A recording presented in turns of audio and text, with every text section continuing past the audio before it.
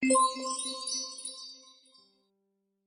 have a movie recommendation for you. It is an independent coming of age story about these two black pubescent boys that are growing up in the Cabrini Green project in Chicago, 1992. And we follow the innocence through their eyes and the trajectory of them growing up too fast because of the world that is shaping around them outside of, their safe homes. How the world is shifting and becoming more dangerous and drug fueled, really, and how black boys like them are adultified in a way that forces them to grow up way too fast. This was a beautiful story, and it's very reminiscent of Cooley High, a film that I saw as a little kid. Now, these characters in Cooley High grew up in Cabrini Green, but Cabrini Green wasn't a character in the way that it is now. In Cooley High, these are high schoolers who where tragedy strikes too close to home, which is a reality check to what they are to expect as they grow into men and get out into the real world. And in this way, with We Grow Now, we follow them closely, these young boys, as their innocence changes to this reality check, if you will, that is coming at them fast. They want to enjoy their childhood, and we get to, for a very short time in the film, experience life through the innocence of how they see the world.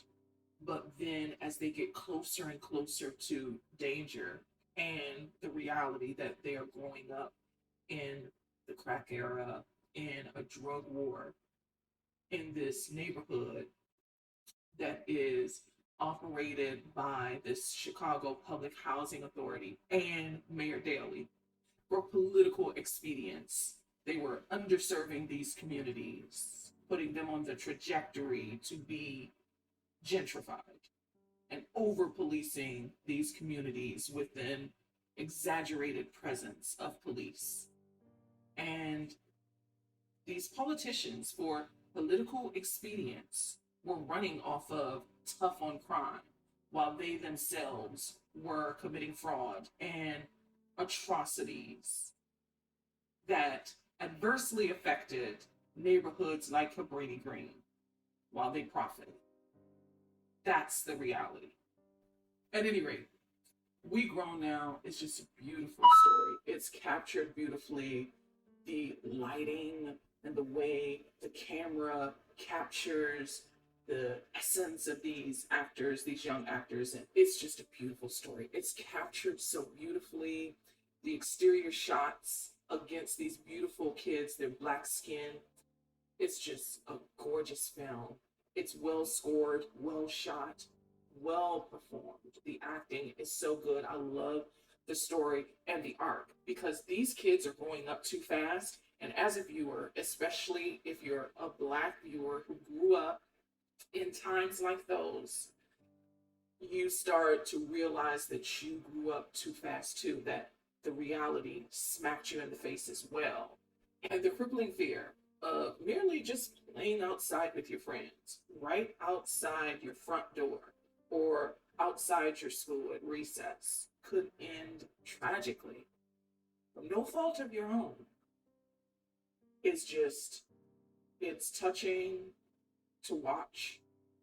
I found myself as these kids, in their innocent, vulnerable way, just wanted to have fun, just wanted to enjoy their childhood. But even looking back, retrospectively, I could see that danger really lied in their wake and they needed protection that just wasn't there. It really moved me. It's a beautiful story that hits really close to home. Kids don't even play outside anymore.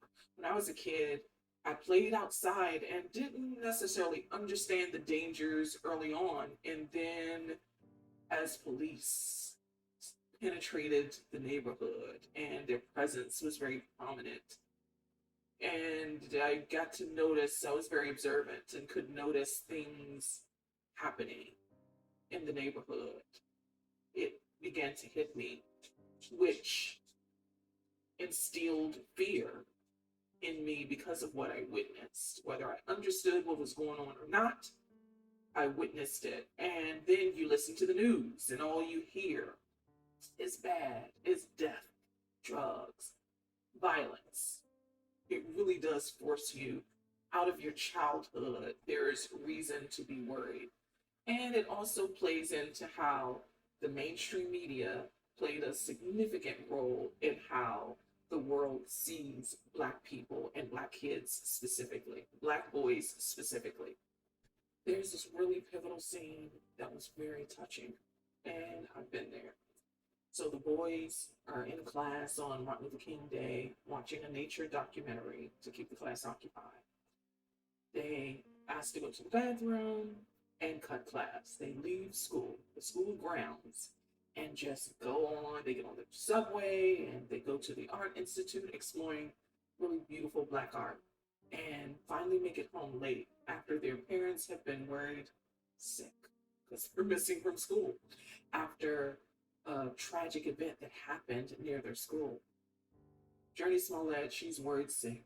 And, at first she's like, what happened? Did anybody do anything to you? And even as they go on this trip, as a viewer, I'm worried because I've been there as a kid, but I understand now, retrospectively, how dangerous it was to be out there when nobody knows, the family doesn't know where you are. And Black families have had this very conversation, the stay safe conversation, where she's telling her son, I need to know where you are. That is the only way I can keep you safe. I need to know where you are, where you're going at all times, and who you're with, because that way I can keep you safe. That conversation was moving because if you are a Black person and you grew up particularly in the 80s and the 90s, and even before, during Jim Crow, you've had this conversation. This conversation is necessary. That was such a touching scene. And Journey Smollett just reminded me of the conversation that I had to sit and listen to because it is so dangerous out there and you need to be able to be found immediately because anything can happen. Some critics have associated this film with Ferris Bueller's Day Off. Some critics believe that this is reminiscent or similar to Ferris Bueller's Day Off, and I couldn't disagree more. These are seismically different. I have never watched Ferris Bueller in all of the times I've seen it, and I've seen it more than 20 times, probably closer to 50. I've never once saw that film and thought that they, at any point in the runtime, thought that they were vulnerable to any danger. Never once thought there was any imminent danger other than the stakes of them being caught by their parents or Ferris Bueller being caught by his parents or being caught by the principal. Never. I see we grown now and it feels familiar. It feels like there is imminent danger lurking because these young kids are vulnerable to it based on where they're growing up. Now, Ferris Bueller takes place in Chicago, but that Chicago is a whole, maybe that was Hyde Park, that is a whole lot different than Cabrini Green. So, no, I do not believe that this is on any level similar to Ferris Bueller's Day Off.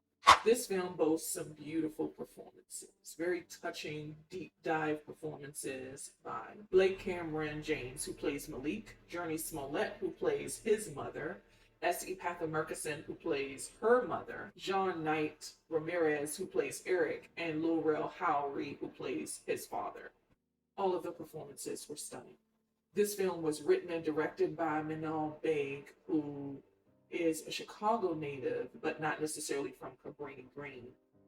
The way she captured it was very reminiscent of how Spielberg allows his camera to follow the eye of kids on their level and how the direction shines up through their eyes. I feel like she captured Cabrini Green, not exteriorly and like geographically, because it doesn't exist the way it did in the 90s. It's She didn't use like archival footage from good times or anything like that, or like stock photos, stock imagery. You feel the essence of the neighborhood through the eyes of Malik and Eric in such this pubescent way. I think she did such a brilliant job capturing the moment of that time that transplanted me there. She just did such a beautiful job with this film. I highly recommend that you see this film. It is so beautiful. It's touching. It's a tearjerker. It is nostalgic. If you've grown up in this era, I think it will really move you. It's one of the best films of the year. We Grow Now is currently available digitally. I highly recommend you see it.